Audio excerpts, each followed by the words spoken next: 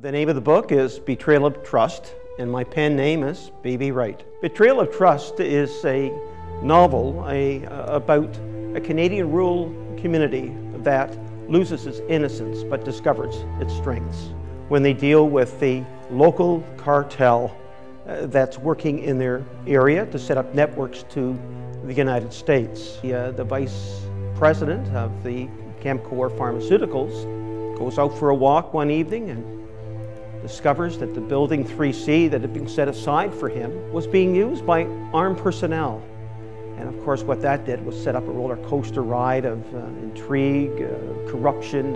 The novel itself is multi-layered. There are a number of subplots, in other words, that are going on. But what I try to do with those subplots is to write them in a way that for the reader it remains fluid, that the complexity itself they don't really see. I think they'll find it will draw them in very quickly because there are a number of different things going on and lots of questions that the reader, I think, will begin to ask as they journey through the book.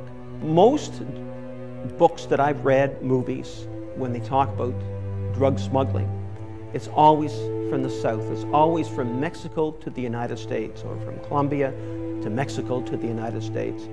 I think, first of all, what makes my book unique is the fact that we're now looking at Canada, not Mexico, as being the point where the drugs are taken and brought through the border. And I think what the reader will find when they go through this book is the way they do it is quite unique. It's very, very different. Now, when I say the reader, I look at the reader ranging, first of all, from teenagers to adults because of the nature of the book, the characters that are in it, the situations.